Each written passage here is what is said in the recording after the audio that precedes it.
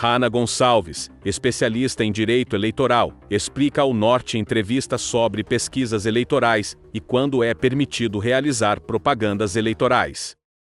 Pesquisa versus enquete. A partir desde o dia 1º de janeiro, as pesquisas, que são aquelas realizadas por instituto, entidades, elas precisam ser, para ser realizada e divulgada, elas precisam ser registradas no site do Tribunal Superior Eleitoral. Então, ela tem regra própria, que essas pessoas que trabalham com pesquisa, ou então até mesmo pré-candidatos, na verdade, que desejam divulgar, precisam seguir regramento específico, A primeira desde o dia 1º de janeiro, é obrigatório toda e qualquer pesquisa de intenção de votos fazer o registro na pesquisa. As enquetes, elas nesse momento da pré-campanha, elas estão autorizadas. Até o dia 15 de agosto, você pode realizar enquetes em rede social. A gente verifica muito, sobre, você vai desejar votar em quem?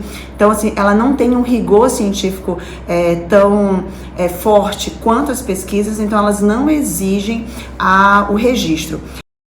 Propaganda eleitoral. Todos os candidatos, eles só podem fazer propaganda eleitoral no rádio, na TV, na internet, em outras formas, a partir do dia 16 de agosto. Até lá é proibido. Agora é importante dizer, proibir, aí você me pergunta, mas é proibido o quê, Hanna? É proibido pedir voto. Mas a legislação eleitoral, ela autoriza que os pré-candidatos, ou seja, aquela pessoa que tem interesse em participar como candidato do processo eleitoral, que ela possa se manifestar como pré-candidato, Então, é um dispositivo da legislação eleitoral que autoriza a pré-campanha. Então, mas o que você me pergunta, mas o que eu posso fazer? Eu posso dar entrevista, eu posso participar de reuniões, mas eu posso exaltar as minhas qualidades, falar dos meus planos, dos meus projetos, mas eu não posso pedir voto.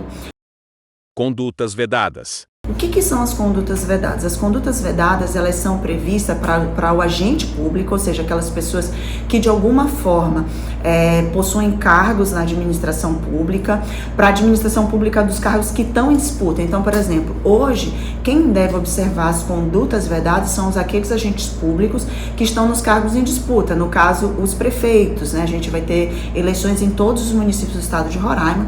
Então, é importante que esses candidatos, se você for servidor público, enfim, você precisa, a legislação, ela traz algumas proibições que esses agentes públicos não podem cometer, nem em benefício próprio e nem em benefício de terceiros, Então, por exemplo, desde o dia 1º de janeiro, é proibido a distribuição de bens, serviços e valores, pela administração pública.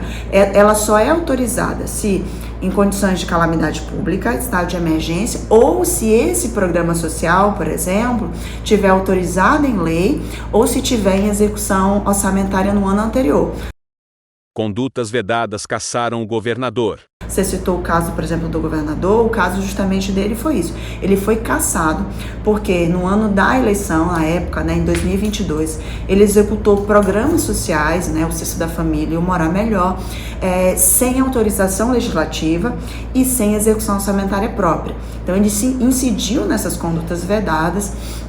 E aí, acabou que isso levou à cassação do mandato dele. Por isso é muito importante que aqueles que hoje ocupam cargos públicos e que desejam, ir para a reeleição ou até mesmo ser candidato, se atentem às normas da legislação eleitoral para que não venham incidir nessas condutas. Alistamento obrigatório. Dizer que aqueles que precisam fazer o alistamento obrigatório, os maiores de 18 anos, que o alistamento é obrigatório, já podem estar procurando a Justiça Eleitoral para que possa fazer até maio, início de maio, o cadastro eleitoral está aberto para aquelas pessoas que já têm o voto, que precisam votar de forma obrigatória, de maiores de 18 anos, então precisam fazer o alistamento eleitoral. Aqueles eleitores que, por exemplo, queiram fazer transferência de domicílio, esse é o prazo para poder você fazer.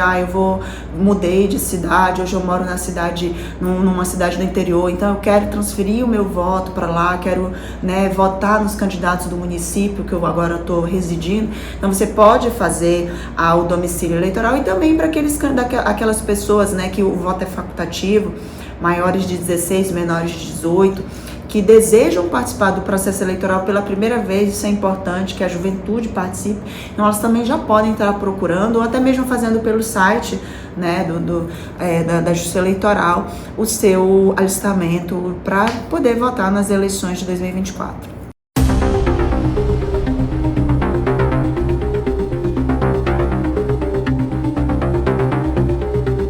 Acesse o portalnorte.com.br e confira a matéria completa.